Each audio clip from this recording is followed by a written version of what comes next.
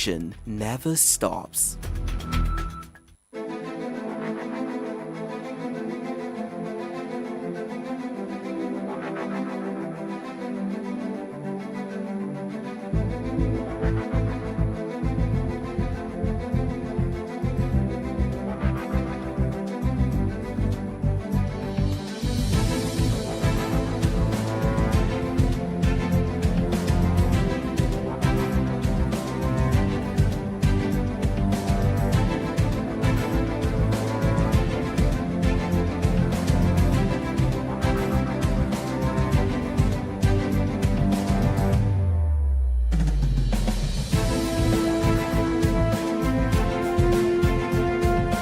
It from the Dailies and Solutions 93.9 FM, the very last for the week.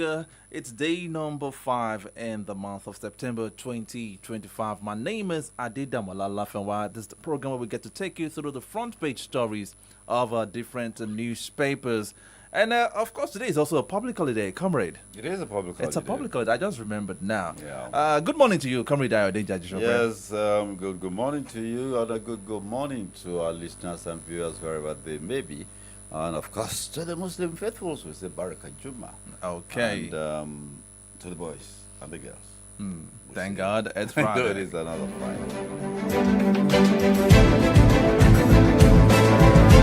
Looking at the papers, we have this beautiful Friday morning. I think I have about, let me look at the papers now. I have about 5 newspapers to us to review this beautiful Friday morning. Okay.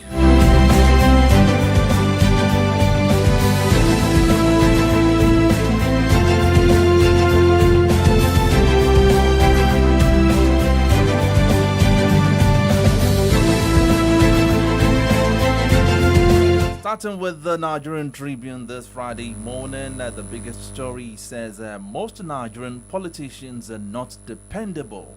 Jonathan. And the right under that caption says politics in Nigeria is about betrayals. They will tell you something this minute, and the next 1 hour say another. He adds page 4 of the Nigerian Tribune as that story. We'll talk about that in the course of the program. Showdown looms between Ayedatiwa, LG bosses on FAC funds, page 5 of the Nigerian Tribune. Non-oil revenue target. Obi tackles Tinubu, wants president to suspend new tax regime, says leadership is about reducing burden. Page 5 also has that story.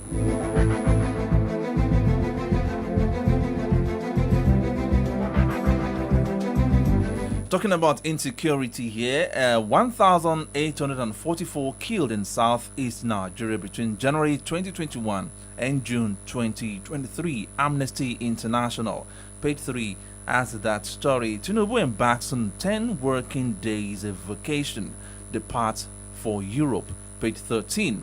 Away from that too, Osun Algon raises alarm over alleged plot to divert local government funds.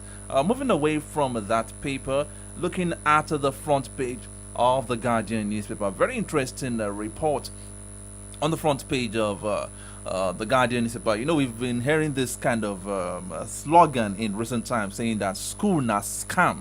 You know, that kind of statement as it seems to be having taking a toll on some of our youth, because you if you meet some of these younger ones these days, they will tell you that they are just going to school just to have the pali, as they call it, that they know that what they are doing in school will not put food on their table eventually. Demola, I remember that my father used to suggest that people are just looking for that certificate. Paper. He used to add paper certification. You know, because if you have certification, really, it is a certification that you have the requisite knowledge.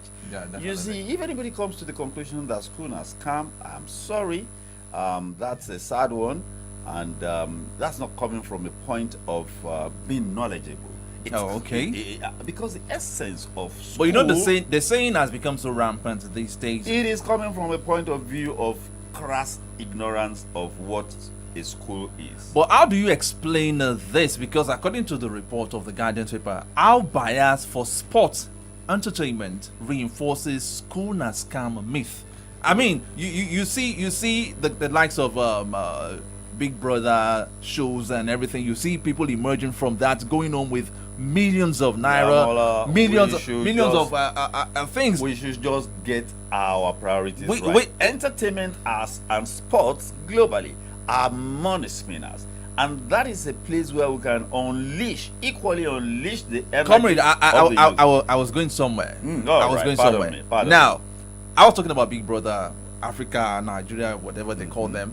Now looking at the Super Falcons again, they went to represent the country in a global tournament, and they came out tops, and they were well rewarded on $100,000 each with some other things.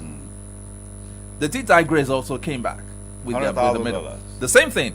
But a young girl, Nafisat, also took part. Global event. Global event. Education. Education now. And the federal government rewarded her with just 200,000 naira. Now, how does that encourage the students in school? Yes. We'll come to that in the course. All right. Okay.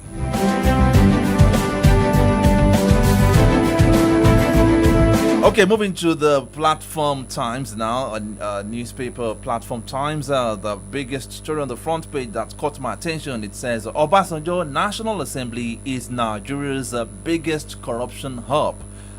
Says lawmakers mangled NDDC bill after collecting bribes. Alleges legislature wrecked budget system with self-serving project. Okay, still looking at the front page of the Platform Times. NBA drags police to court over tinted glass permit policy. 2027, Okeogun demands Oyo governorship seat. Okay, another one. Adeleke wants security agencies against partisanship in Osun politics. I can end banditry in 2 months if given control. Zamfara governor cries out.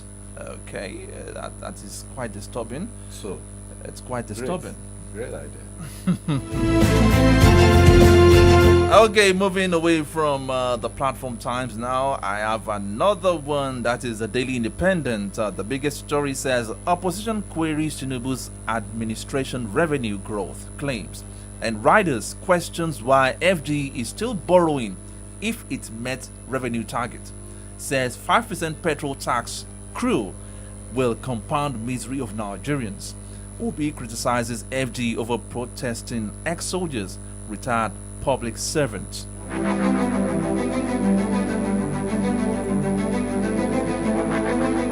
Let me take one more paper because of our time now. Looking at the Nation newspaper, Tinubu meets Ibas ahead end to Rivers emergency rule. It seems That's sounding like the prophecy the of, prophecy of Nostradamus. Nostradamus Wike. Wike had already predicted it last Saturday that come September 18, Simi Fubara, the suspended governor of Rivers State, will be reinstated. And now we are having this saying that Tinubu meets Ibas ahead end to Rivers emergency rule. Okay. Interesting. The biggest story on the front page of the Nation newspaper now says Nigerian politics full of liars, betrayers, says Jonathan.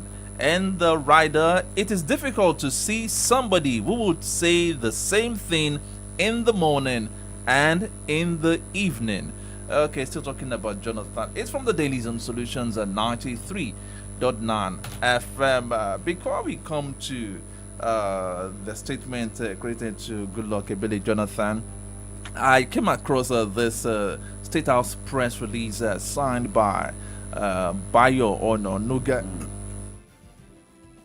Bayo Ononuga, where he talked about the improvement, like the president has claimed that they've been able to achieve a lot to stabilize the economy and everything. But the question now on the front page of one of the papers saying that opposition queries Tinubu's admin revenue growth claims, questions why FG is still borrowing if it's met revenue target. The president has said that they have met the revenue target.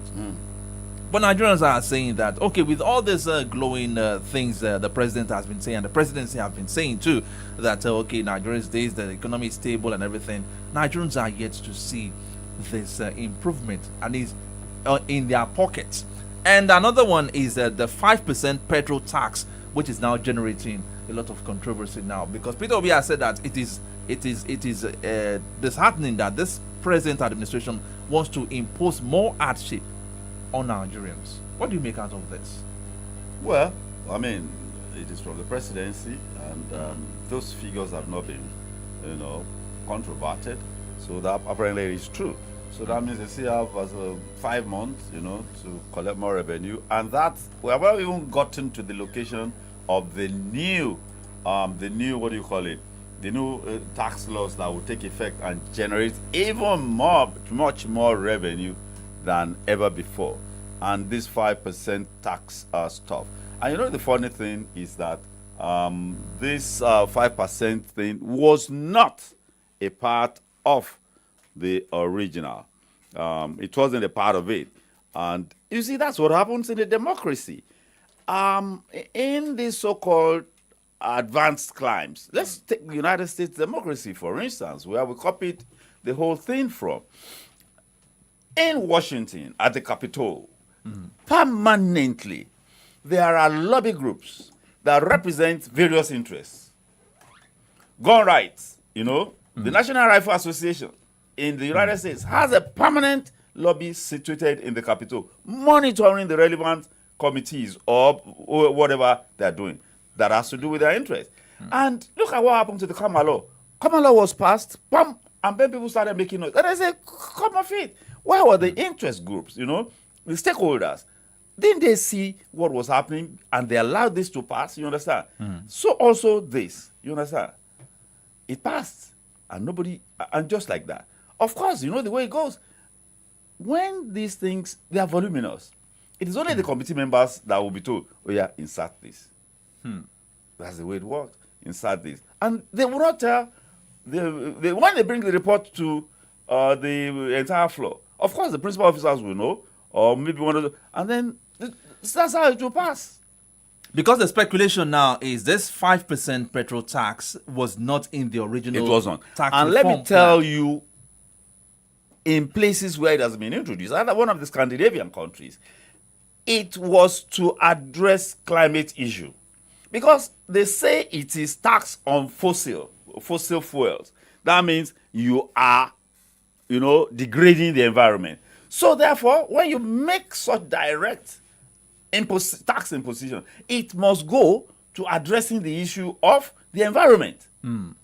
That is just it. Okay. So that is what we should do now, even if we can no longer change it. Let's say, okay, how much has been generated and what is it being used for? Is it to address environmental issues? You see, this is democracy. This is what we should be doing. And all these lamentations will not take us anywhere. There are people in this country, there are groups in this country that are about the environment. So these are the things that should be addressed. Rather than just saying to reverse it, okay, no, let's not talk about reversing it, but let's talk about ensuring that the revenue goes to addressing climate and environmental issues. You don't understand? That's more pragmatic than saying, it is imposing hardship on the people, it is this and that. No. Let's ensure that the money goes to the appropriate. But the reintroducing or introducing the 5% petrol tax into the already passed No, it wasn't passed. It couldn't have been passed and then they introduced it. They introduced it. It was still in the process of process. it. Yeah. Okay, it's not, but it was not in the original. That was published and was Published. That's what I'm saying. That was for public consumption. For public consumption. And then, when stakeholders meeting, public hearing, and all of that. No. So now introducing it now, is it not raising suspicion of ulterior motives? What do you mean by ulterior motives, Damola? That's democracy for you. That's the way it goes. Something that wasn't in the original one that was published. It was passed as law. It wasn't inserted after it was passed. That's democracy for you. Okay. Eternal vigilance, they say, is the price to pay for liberty.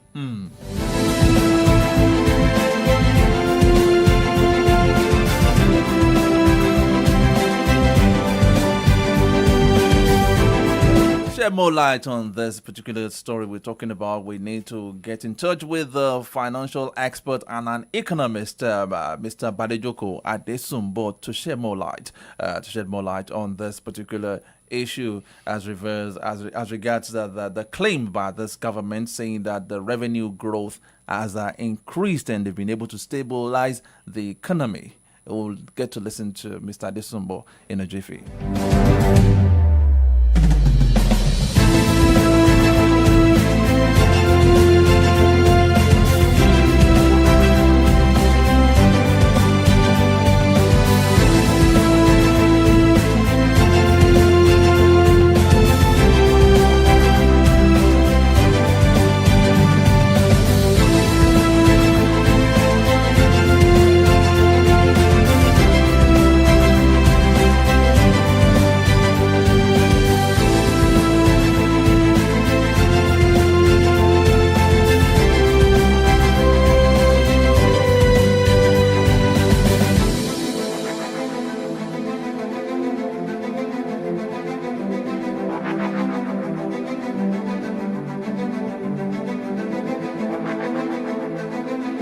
It's my pleasure to introduce Mr. Badejoko Adesumbo to shed more light on this topic we've been discussing for the past 2 minutes.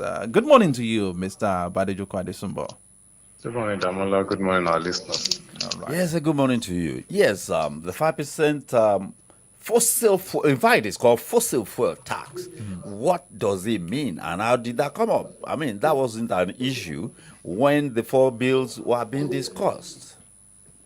Fossil fuel tax is a short charge that of a certain percentage levied on petroleum products. As in, upon purchase, you will be charged that amount. And the benchmark is from 10,000 worth of the products upward. You will be charged 5%, meaning for every 10,000, you'll be charged 500 naira. It was silenced because there wasn't an uproar on it because it wasn't part of the initial content of the tax reform bill. It was a separate policy that people criticized and they suspended. So how and when it was inserted into the bill is only known to the government. And that's why it seems as if we are hearing about it for the first time. That's democracy at work, isn't it? That is not democracy at work. Well, aren't there supposed to be lobbyists monitoring all these things? It was passed into law. That's why I said it was inserted. It wasn't there in the content as at the time of public hearing. People would have seen it. I did not see the initial draft. The one I read does not include that. It was a separate policy outside of the bill. I didn't see it too. That was how I was shocked when it was being inserted. That was why I was asking Sayo Dejachokbe earlier on that. Is it not showing signs of ulterior motive in this introduction of it? The ulterior motive is clear, it's revenue, but the thing is, without that 5%, what will come in through the bill should be sufficient enough for the government to run its affairs. Please say that again. Let's have that again. So without that 5% fossil fuel charges now tax, what the tax bill would be bringing should be sufficient enough for the government to run their affairs. So this one is more of an exploitation. Because even if you are going to bring it in, you should be able to exempt diesel and petrol, place it on aviation fuel, because that is for the upper class. It's not every Nigerian that will affect. That will not affect every Nigerian. It will only affect those who fly. But placing it on diesel will affect production and raise the cost of production, thereby affecting the price. Putting it on petrol will affect logistics and, of course, cost of transportation, which will also bring about hardship to the people. So you should have thought ahead to exempt it from these two items and only leave it on aviation oil. Nobody would have complained about that. But putting it a blanket on all petroleum products, meaning even kerosene, for those who still use it, would be charged.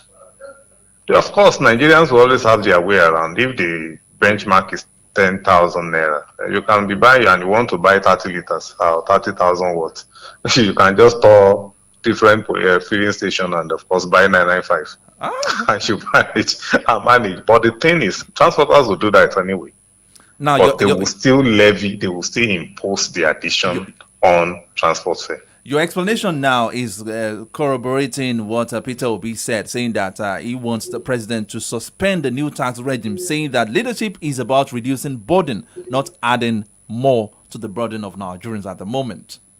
Well, since we need revenue, I'm not suspending the outright remove. I'm just suggesting We need that revenue at the detriment of Nigerians' pocket. Nigerians are still struggling. What I'm saying is diesel and petrol should be exempted.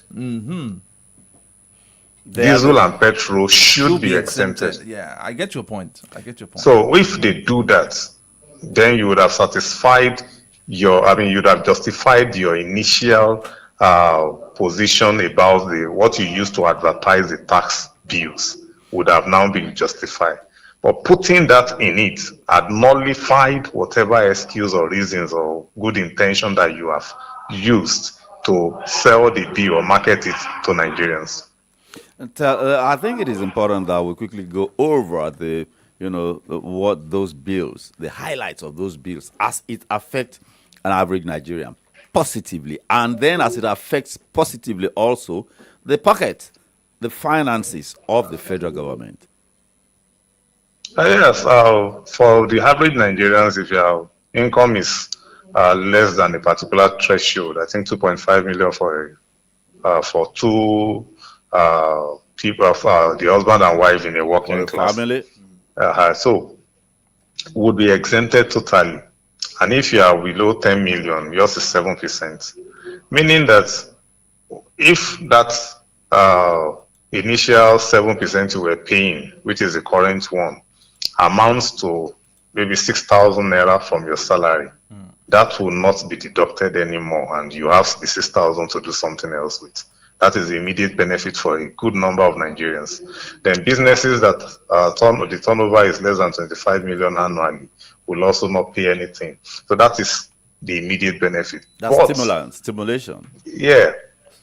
Why the higher you now earn, the more the percentage that you will be, which makes the tax bill a progressive one, which is the ideal thing and meets up with global standards. But putting this now, especially when we've been complaining about levies like stamp duties, electronic levy, transfer levy, which you are placed on a fixed amount. For instance, the stamp duty, for example, I do a transfer of 10,000 naira, 50 naira will be deducted. Somebody else does a transfer of 10 million naira, it is the same 50 naira. That will be deducted. Is that fairness in that? So it is something like that you are bringing in now. Though it will still be progressive for the fossil fuel charge because it's 5% of whatever amount you buy from 10,000 up, which is not going to be fixed. But we are saying that you cannot put it on the petroleum product that affects transportation, that affects production. You can't. If you do that, you are just not solving the problem you're adding to it. If it is about fossil fuel, we're talking about the damage that the extraction does. So can there be a fight, as it were in court, to ensure that revenue that will be generated in that regard is spent on the environment rather than just, can that be done? Already we have ecological fund, which is also being drawn from company income taxations. But the thing is, the government should just need to review its policies, and the ones that seem draconian and obnoxious among them should just be expunged completely. You can't force what is not popular on the people. And this is one of them. And this is one of them. All right. It is one of them. It would be denting the benefits that people will receive, even though they will enjoy the benefit, but they will not keep quiet about the fossil fuel tax. Thank you very much. All right. Thank you Do very have much. a splendid weekend. You too, sir. All right. Yeah.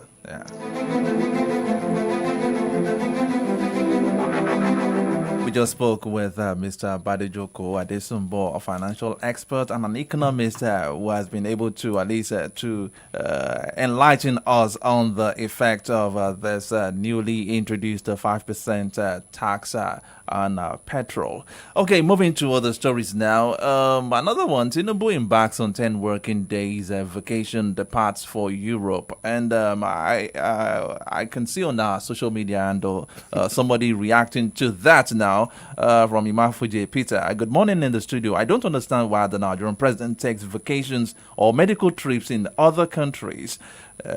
They are just wasting our money. Why can't President Tinubu rest and relax here at home? Former President Buhari traveled for 8 years without single achievement. May God deliver us in this country. And that raises question. We have so many resorts, nice places where Nigerians can go to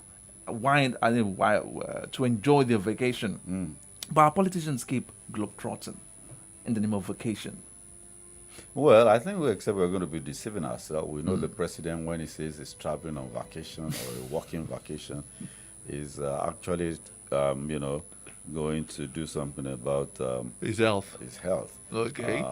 Buhari was away for only God, I can't even remember the number of days. And at the point in time, people were saying Nigeria's presidential jet was parked at an airport where money was being paid on permanently for a long period of time. And I think that was when they brought it home. And when the president moves, the office of the president, the essentials will be with him. Or they will be shuttling between Lagos and between Abuja and London. You understand? That's a lot of money. That's a lot of money. And I don't think they will be flying economy. Least anybody in the presidency will fly his business. With Esther code attached. Oh, yes, on a daily basis. So, but that is, you see, our leaders are not just insensitive, they are impervious. They are just impervious. It just doesn't matter what the people say. It doesn't just matter. But I told you that this taxation thing, you will see where it will lead us. I can see Dr. Okoli smiling on the other side there. Okay, let's take a few more stories before we invite Dr. Okoli on the health segment this Friday morning. Now, another story on the front page of the Platform Times. Obasanjo National Assembly is Nigeria's biggest corruption hub. He made many mentions of some of the things that some of the shady businesses the members of National Assembly usually engage in. But raising questions, some people saying that is Obasanjo even qualified to throw such stones? Why do you say that? At the National Assembly, accusing them of being corrupt. He said, why did I say that? Yeah. Yeah, because there was speculation that some points that somebody was trying to induce the National Assembly for the third time agenda. Then we've had people saying that we've had some senators that were in the House then that they confirmed that story too. Well, number one, I was a senior legislative assistant in the National Assembly, the period, at least the first time of General Obasanjo. Number two, Nigerians lack an understanding of what democracy is and what it entails. We think it's just a cycle of elections, we go out and vote. We think that's just what democracy is. Democracy is way more than that. And then, added to that is the challenge that we are still suffering from a hangover of the military that ruled us for such a long period. And when the military is in government and in office, the legislative arm of government is abrogated and appropriated by the military. They make the laws and they govern. It is only the judiciary that is not suspended or abrogated. So you see governors saying, with immediate effect, I order. I mean, all such language he does not tally. And then going straight to the National Assembly, many people have no clue to what the National Assembly stands for. It is very, very clear: to appropriate, to oversight, and there are three, and to make laws. Appropriate, oversight, and make laws. When they say they padded the budget, they say they inserted. That padding, I find it quite uncomfortable. What does it mean, padding? whatever figures the executive takes to the National Assembly is a proposal. The National Assembly has a sole right under the law, under the Constitution, to do whatever they like and deem fit with those figures. And then if they take 15 trillion and the final pay budget comes out as 20 trillion, they say they padded it, they are inserted. What's the meaning of that? It's ignorance. They have the sole constitutional powers bestowed on them to appropriate, to do anything with those figures. The budget, the figures so brought by the executive is mere proposition by mere proposal by the by the executive branch. So people should understand that.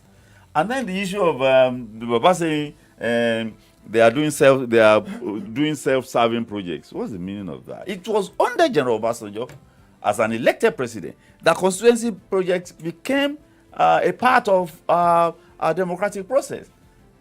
And of course, I'm not against it, and I understand the circumstances, because you see, the people that those members of the National Assembly or state assemblies represent, they are of the opinion that these are people in government, and they must bring evidence of their representation. You make laws, you appropriate, and then you do oversight. The people are saying, let evidence that you are representing us. That was why, in the circumstance, constituency projects were introduced. It became contentious at a point in time. I will nominate projects. And then the Obasanjo regime insisted that they were not going to be the ones to nominate the contractors. You understand? And then they said, how can we not have control over our own project? You understand? Because if I didn't nominate the contractor will not be, think is responsible to me, is responsible to the agency or the ministry or departments that awarded him the contract. But when they now became, the ones that were nominating the contractor, sleaze also was introduced. Okay, do we now say that there's Obasanjo's claim that the National Assembly is the biggest corruption hub is not true? Are we absolving? Are we absolving the National Assembly totally from such? No, you cannot absolve. I mean, any ministry, department, agency, politician, bureaucracy, any and everybody in government in Nigeria cannot be absolved of corruption. In fact, the bureaucracy, the entire bureaucratic gamut are the ones that are the enablers. Okay, what does the politician know about bureaucracy? How things can be done and manipulated? What does he know? If you don't have, just look at the governors that come into office without any experience in governance and administration. They just say that it is the politician, the bureaucracy that will go there and say, this is what we can do it. This is how it can be done. Right. So the executive branch is far worse. Okay. Ministers, how many aides? How many vehicles in their motorcade? And how many? They say the president earns 1.5 billion. Okay. So that's a joke. Okay. The one they call pecks of office. Pecks of office. That is it. They don't even know when their salaries are paid, because that's not what they depend on. That's not what they depend on. I understand. Now, and you see these people that are called representatives and senators, come off it. I don't envy them. You go to your constituency, you will be skinned. When I say skinned, I mean financially skinned. I understand. You know. Now, back to the story of school na scam. Our bias for sports entertainment reinforces school na scam myth. Okay, let's talk about this now. I don't believe that. What you are simply saying, if you say school na scam, you are saying the pursuit of knowledge is a scam. Pursuit of knowledge in an organized, regulated environment that is called school. And then people think school, education. People think education is all about book knowledge. Education is way bigger than this thing people call book knowledge. So, certification in terms of paper, that's not it. The knowledge and the ability to apply, that is the gap, a major gap in our education in this country. You are knowledgeable. Okay, so can you apply? That's a major gap in our education. But for anyone to say school na scam, because it doesn't translate into you get a job. Why do people want to be just to be in employment? The Guardian this morning is looking at it from the angle Of sports and of entertainment. sport and entertainment, Damola. and the way these people were recently rewarded. Talking about the sports, we're talking about the sport, the Super Falcons, the D Tigers. Talking about entertainment, we see how much they are being rewarded when they come Damola, to all those games. Yeah. But Nafisat, that took part in a global English language competition, there were over 1,000 candidates. Global event. Globally, over 1,000 candidates. And a Nigerian, a young girl, a 17-year-old girl, came tops in the whole world. And she's been rewarded by the federal government with 200,000 naira. The same federal government that rewarded each of the Super Falcons with $100,000 each. Damola, Now, how do we explain that of to course, the youth? the only way to explain is the value and premium we place on education and the pursuit of knowledge. But that speaks directly to our reward system. Globally, sports and entertainment are money spinners. In Nigeria, it is the government that is holding sports hostage, so to say. That is why our football, our football, the local league and all of that, they are not thriving. Look at athletics and all of that, except for the generation of Mario Yalis and all of that, that was deliberate and intentional, policy and plans. But you don't even have his minister. What you just said is also buttressing some of the speculations of this Nigerian youths now, saying school na scam. Okay, now we see these players, football players now, you see some of them earning a lot of money in dollars, in pound sterling weekly. Now, tell me a profession that will earn you such, maybe academic, going the academic way, that will earn you such on a weekly basis. How long will a man So that or alone woman is in that athletics- alone is discouraging many Nigerian users. Okay, instead of going to classes, I can just go and perfect my football skills in one football field in my area, and maybe Damola, God willing, I grew up around. by the grace of God, maybe somebody will spot me and I'll be signed to a particular club and I'll start making money. I grew up around. So the wasting my Liberty. time in school. I grew up around the Liberty Stadium and with particularly a cousin of mine who was a basketball player. 6 a.m. every day we were on the court. 4:30 in the evening we were back on the court. I played tennis for quite a while. Look, now discipline. Discipline, and I mean discipline. Apart from that, you have to train twice a day minimum, consistently, continuously, endlessly. Even if you achieve, you have to continue to achieve even more and more. And then there is a risk of injury, permanent injury. And how long do they last? Can you play? How many people, except for the likes of Roger Miller, that played football until 45? Look, by the time they're 35, look at what is happening now. This guy from one of the clubs, 35, he's no longer being fielded.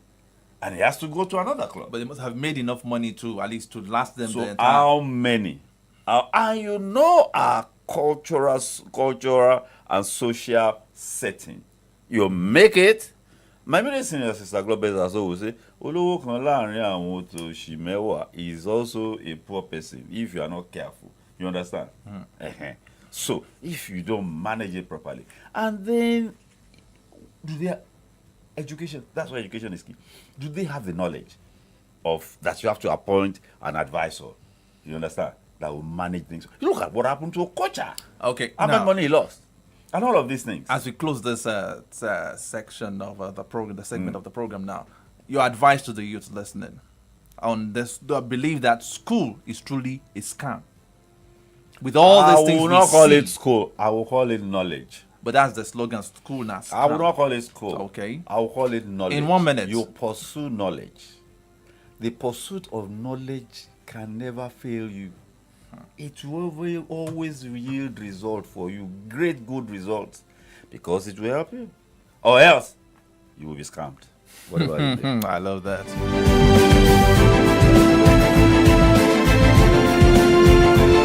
It's 11 minutes past 10 on Solutions 939 FM from the Dailies AM update. Now we're switching gears now, moving to the second segment. You know how we do it every Friday morning on this program. We talk about the newspaper stories and the first segment, and the second segment we speak with a health practitioner. And this morning I have the Chief Medical Director of Metropolitan Family Hospital, Akobo, Ibadan, in the person of Dr. Chukuma Okoli. He has been a friend of the house and is here again this beautiful Friday morning. Good morning to you, Dr. Okoli. Good morning to you, sirs. Good morning to you, so nice to see you this morning. Thank you. Ever smiling. Ever smiling. Now, our topic of discussion this morning is the one we skipped like 2 weeks ago. We're supposed to talk about it. Yeah. Now, when I was going through a particular paper this morning, I noticed that September 10 is going to be the World Suicide Prevention Day. And that buttresses the topic we're discussing today, talking about the importance of mental health. Because for anyone to decide to take his or her life, the mental health must have been badly affected to that situation, to that state. Now, so, Doctor, Yes, sir. what is mental health all about, and how important is it to our livelihood? Thank you. Mental health it encompasses your emotional well-being, psychological well-being, social well-being. And then to break this down, it talks about how you recognize and you relate with situation in the environment, how you receive information, whether physical information or whatever it is, how you perceive and interpret the information, and lastly, how you behave to the information. This is what mental health encompasses. It is simply how we interact with the outside world. How the mind, the will, the emotion, or what you call the soul, interacts with the outside world. That is what mental health encompasses. And allow me to say at this juncture that this aspect of life must be protected at all cost. At all cost. There was this, what do we call this thing that people will sit down and start, maybe podcast or something. Okay. There's this guy, I've forgotten his name, as an Igbo guy. Nedu. Thank you. Like you just read my mind. I remember when he was having issues. And then, boom, a post was put out talking about his mental health being affected. After what happened then. And then warning people to, desist from making statements. You know what I said to myself? It's simple. Do away with the phone. Why would I go to a website where I know that defaming statements are on it? Why will I go to a point where I know that bad statements, bad talks are on it? I simply delete it. The reason is this: if I am interested in my own well-being, then what any other person has to say is secondary. And one of the things that helps to prevent or fight suicidal thoughts and ideation or tendencies is the fact that you have the desire to live. That desire makes you to fight to survive. Now, how do we maintain this balance?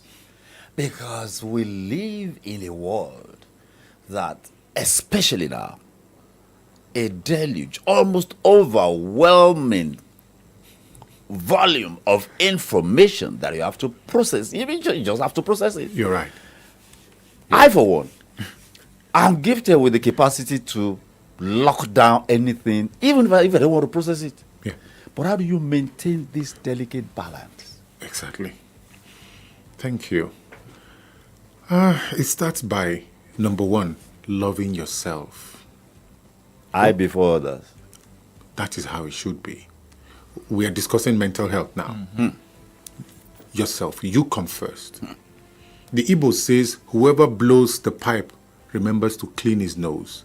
Because while blowing the pipe, saliva and mucus could accumulate. So if you don't clean your nose, you won't blow better. And for that reason, you have to love yourself. Remember, Self-love. the Holy Book says, love your neighbor As yourself. No more than. not more than. So the measure of which you love yourself is the measure you want to love someone else. We are all into this. Fortunately, the four of us within my eye field are men.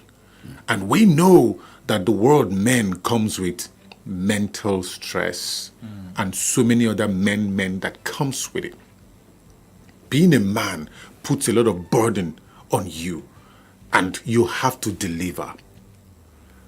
This is me telling you this morning that you have to love yourself first, because when you love yourself, you take care of yourself.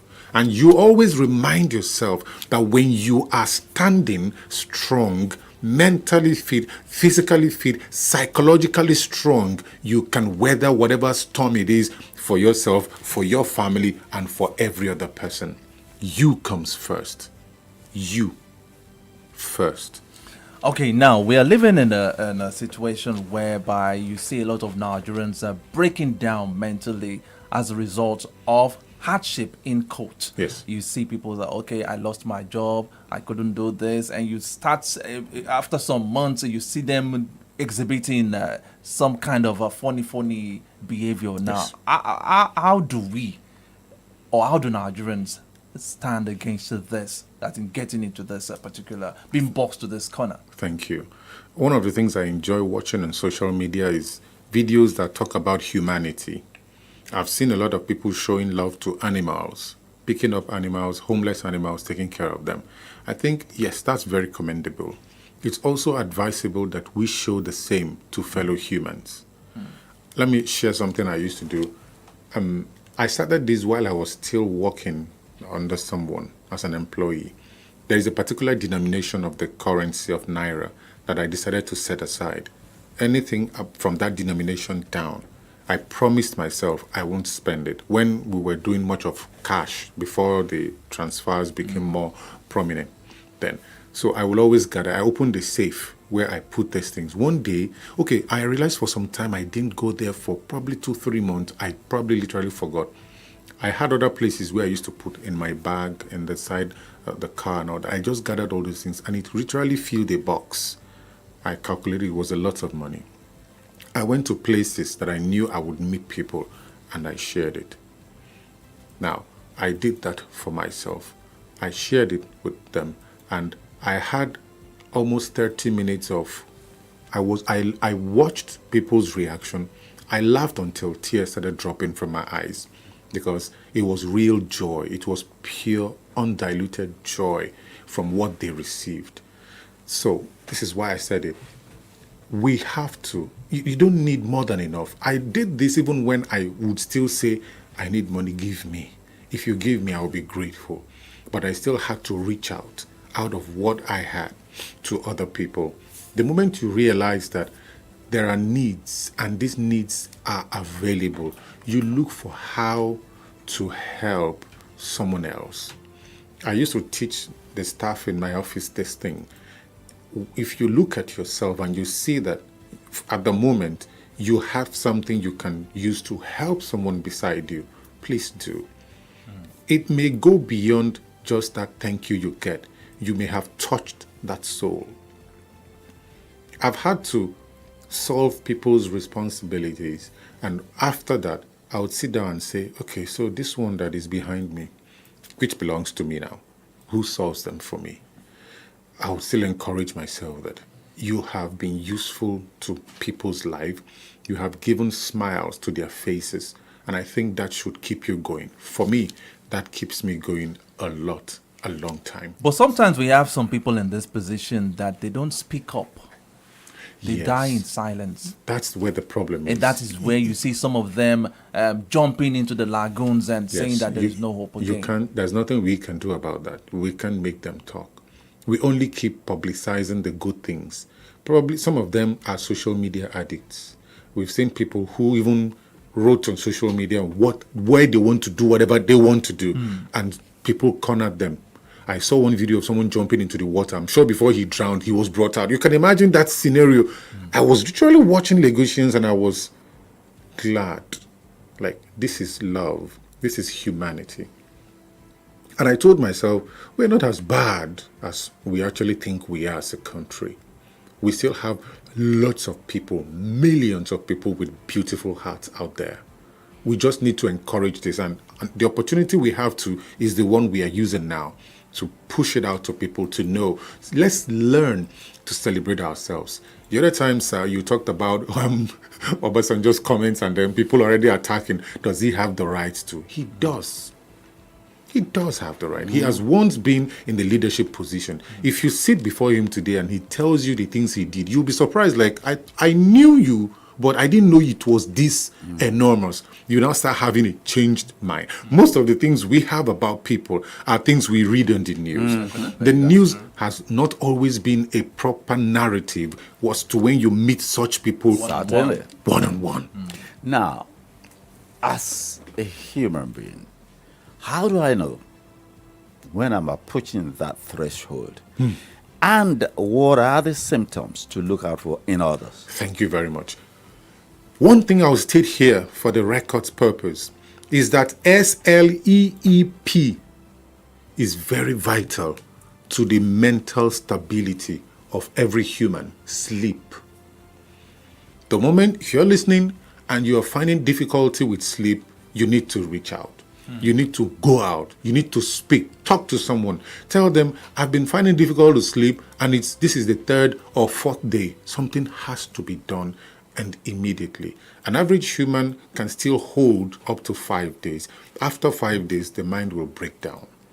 And after the mind breaks down, you start hearing voices. Yes. You start A level of schizo. Sir, a level of Schizophrenia. not yet, but of course, like it's a walkway, it's a passage. On the way to. You're on the way. You get on the way. You start hearing voices. You start having different thoughts. Actively. Yes. And then thought insertion. Yeah, audio. I forgot what they call that. Yes, hallucination. Hallucination. You start hallucinating. Seeing things. You start that seeing don't things, exist. whether visual or audio hallucinations. You start getting thoughts inserted. Imagine, look at me, looking at this phone. I know the screen is off. It is a phone. And then the next thing I start imagining that this particular one suddenly enters into this and they become one phone. Come on. Come on now. Is this one phone? At that point, I should actually talk to someone and ask, please, I hope these are two phones, right? They are two, not one. Oh, and such a person should actually ask me, do you think it is one? I'm actually seeing one entering the other. At that point, you need So to... what are the symptoms to look out for in my friend, neighbors or and what? stuff. What are those signs? Okay. Now, poor sleep, withdrawal to self, talking to self. Then some extreme desire not to do anything, or extra energy to want to do everything. Everything. How can somebody wake up by 2 a.m. humming and cleaning and scrubbing and washing and playing music and singing so loud? That's the manic part. How about the part of you just realize that you haven't seen your neighbor in 1 week, only to be shocked to see that this same neighbor is indoors. If you now happen to knock, you open the door, first foul smell, maybe it's not been cleaning the house, it's not been doing anything, it's not been eating, probably you notice that plates in the sink have not been washed, they've even developed molds. You see, that's another extreme. The schizophrenia you mentioned, schizophrenic and co. So it's called bipolar affective disorder. It's a broad window of symptoms. But of course, the first things you will notice is the withdrawal to self. Even when they are energetic and singing, they're not talking to you. They're just doing their stuff. They can mop this table 20 times a day. Sweep the ground. Imagine after 2 hours, they pick up stuff again and start cleaning. Like, I think this place is dirty, I need to clean. I saw a video of somebody who said she doesn't allow people to come to sit on, is it her bed, with the clothes they wore from outside. I'm like, anyway, I don't get it. Am I going to change, like, I want to visit you, then when I come in, I'll go to the bathroom, remove the clothes. I have to come in an extra cloth. No. To change. So, at that point, somebody was already commenting, I hope he's, So, you see, these are things you notice. Let's just break it down to anything that deviates from the norm. Coming here, I saw a lot of people on the road, even despite that it's a public holiday, people are going about their normal duties. That is how life should be. And that's the essence of when you have neighbors, once in a while, check on them and be sure especially houses that the rooms are clustered, maybe like one room facing the other, or flats, multiple flats or chalets within a building, or a long building with multiple self-contained rooms. It's just a matter of knock. Good morning. You hear the response. Good morning. Oh, fine. You're gone. It's always better that way. We tend to get busy doing our job, busy doing businesses, that we even forget about them. Though we know that one of the issues that this leads to is when you create a conversation, they suddenly start coming to you, Yeah, you can always create a balance and a barrier. You can always limit that. But at least the humanity in us wants to reach out to say, are you fine? You okay? Good morning. It's always better that way. Let me butt in here, please. What's the cultural attitude from your experience regarding mental health issues here? Well, cultural. I'll talk about age as part of it. Now, we live in a world where the older generation always downplay the younger generation. So you see the younger people, by default of age group, age bracket, come together, sort themselves, they free the old generation. They do their thing. I've seen people who attain the peak of their career in old age literally abandoned by their children. So that's one thing I observed about age disparity. Aside from that, by ethnicity, tribe, and religion, people tend to segregate themselves, and they tend to relate with people of similar faith and similar tribe and all that. These are things that we shouldn't allow to affect how we relate with ourselves in this part of the world. We are Nigerians. We are Africans. As long as we still share the same geographical boundaries, I don't think all these things should exist. And that is why I would always say, it's ideal that we reach out to ourselves. Now, this is my passionate appeal to the old. Let's stop looking at the younger generation as who are these ones and what can they do or what do they have to offer. I have achieved and I have done all those things. They mean nothing. I'm sure the likes of Olusegun Obasanjo has seen it all, has had it all. If you were to sit in front of him, he's always going to share some knowledge with you and then move on. Tell stories that will make you laugh, because that is what his life revolves around now. Pass comments, observe, lighting everywhere up. And look at Ajimobi before he passed on. I saw a video where they wanted to have prayer and eat. He was so much in good spirits, cracking everybody up in that video. I watched it until tears dropped from my eyes, and I realized, what is in this world, Seth? And after a while, the beautiful soul was gone. Okay, Dr. Okoli, as we wrap things up now, we're talking about the World Suicide Prevention Day, which is coming up later this month, on the 10th of this month. Yeah. Now, for anyone having suicidal thoughts at the moment, in 2 minutes, please. We are coning down. Why would somebody harbor such? I learned of someone who just passed on, and then someone said the system has failed that person. The truth is, like he said, sir, the system is currently failing people on a daily basis. But then, this is about you. I talked about how you react, you respond to the world. It is you, one versus all. The moment I decide that I will succeed, no matter what it takes, I will.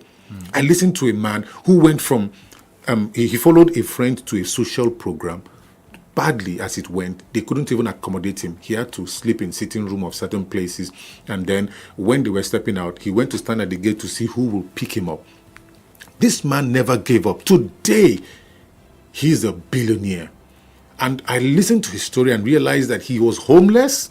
He had no money. And yet, the first business he would land, he had to go and lie that his uncle owns a diesel firm or whatever. And he made his first supply. And from there, the story went on. The desire to succeed, that once you have that desire in you, you won't be thinking of ending your life. The biggest challenge we have is the weakness of our mind. And let me tell you at this juncture, the social media has not helped in any way. In fact, they succeed in fueling this weakness. And that is why I would say the first thing I would do if I notice something is negative to me, I put it aside. If the phone is becoming an issue, I put it aside. Recently, I told myself I want to be offline, and I just announced for like 2 days, the owner of this phone is not online for now. It's because of my own mental health. And this is me, a physician, and my job is to save people. But I had to save myself first. Definitely. Because I know that if I am fine, I can save others. It starts from how you perceive and interact with the public, how you see things, how you reason them. And so if you are there and you are listening and you feel like you are worthless, that is not true. You can be a great person. That desire, once you have it, the spirit of victory will come upon you. If you want to fight, you will fight and you will win. Whatever you go through, you'll see it as, this is necessary for where I'm going. You take every insult, you take every demeaning statement as an impetus, as a pump, as the spring that will catapult you. If you have that spirit in you, you will succeed. So that's between reaction and response. Yes, sir. That is it. All right, thank you very much, the Chief Medical Director of Metropolitan Family Hospital, Akobo Ibadan, Dr. Chukuma Okoli. It's always a very exciting time with you anytime you come around like this. Thank you very much once again. It's a pleasure, sir. Thank you very much. All right, Comrade Adeja Jope, I'll say thank you to you for being a part of the program of this beautiful Friday morning too. Yes, always a pleasure riding this platform with you. Okay, that's the wrap for today. We're back again Monday morning for a fresh edition of From the Dailies on your CPDAR Solutions and 93.9 FM. My name is Ade Damola. Lafenwa, do enjoy the rest of your weekend. Good morning.